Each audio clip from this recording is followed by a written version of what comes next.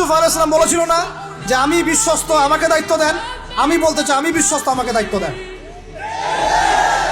আমাকে 5 বছর সময় দেন, পুরো দেশের শিক্ষা সিস্টেম চেঞ্জ করে দেবো ইনশাআল্লাহ।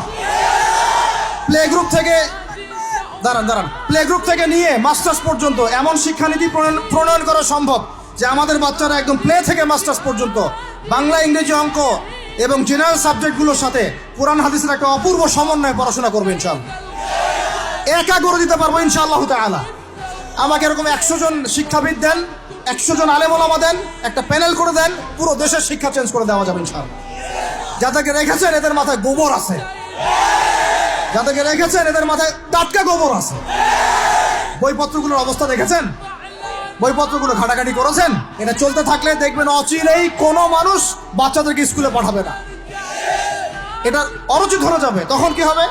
কোটি কোটি স্কুল, কলেজ, বিশ্ববিদ্যালয়ে খা খা করে পড়ে থাকবে, কেউ পাঠাবে না ওখানে। তখন মাদ্রাসা থেকে মানুষ ঝুঁকবে আরো বেশি। আমি তো দাবি জানাই উপরের লেভেল থেকে এমন একটা শিক্ষা ব্যবস্থা প্রণয়ন করা হোক যাতে আমার মাদ্রাসা গড়ার প্রয়োজনই না হয়। ওই সিস্টেম রাষ্ট্রীয়ভাবেই পড়ানো হবে ইনশাআল্লাহ। আপনি মালয়েশিয়ার দিকে তাকিয়ে দেখেন, আপনি এই যে ওয়েস্টার্ন কান্ট্রির মধ্যে অনেক কান্ট্রি আছে, অস্ট্রেলিয়ার মতো জায়গাতে আছে, ব্রিটেনের মতো জায়গাতে আছে, কোনো কোনো ক্ষেত্রে আপনি লেবাননকে দেখেন, ইয়েমেনকে দেখেন, জর্ডানকে দেখেন, কাতারকে দেখেন, সৌদি আরবিয়াকে দেখেন, অনেক কান্ট্রি আছে। ভালো কাজের তো প্রশংসা করতে দোষ নাই, দোষ আছে? এমনকি অনেক পশ্চিমা কান্ট্রিতেও একদম উপর লেভেল থেকে ইসলামিক সিলেবাস প্রণয়ন করা হয়েছে। তার মানে এমন না যে তারা সায়েন্সকে গুরুত্ব দেয় নাই, ম্যাথকে গুরুত্ব দেয় নাই, ফিজিক্স পড়ায় নাই, অ্যাস্ট্রোফিজিক্স পড়ায় নাই, ইকোনমিক্স পড়ায় নাই, বিষয়টা এমন না। তারা ফিলোসফি পর্যন্ত পড়িয়েছে। ঘাটাঘাটি করেন, অনলাইনে সব মজুদ আছে।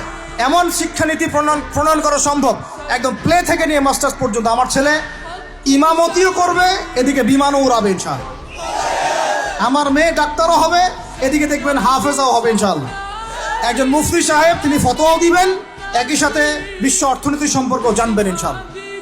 একজন আর্মি অফিসার, তিনি যেমন সামরিক ক্ষেত্রে লিডার হবেন, তেমনি দেখবেন ফিকহের কিতাব মোতালা করে ফতোয়া দিতে পারছেন ইনশাআল্লাহ।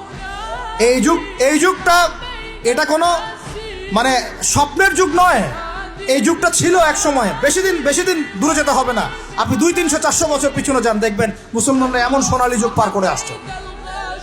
অতএব এগুলো কোনো গাল গল্প করছি না আমি, এগুলো বাস্তবে রূপান্তরিত করা অবশ্যই সম্ভব, বারহাক সম্ভব, যদি এরকম কিছু মানুষের মধ্যে উদ্দীপনা থাকে, একটা সৎ সাহস থাকে, আমাদের উপর থেকে যদি একটা সহযোগিতা আসে এবং আমাদের মতো যারা ইয়াং তাদেরকে যদি মূল্যায়ন করা হয়, ইনশাল্লাহ দেখবেন বাংলার জমিন পরিবর্তন হয়ে গেছে।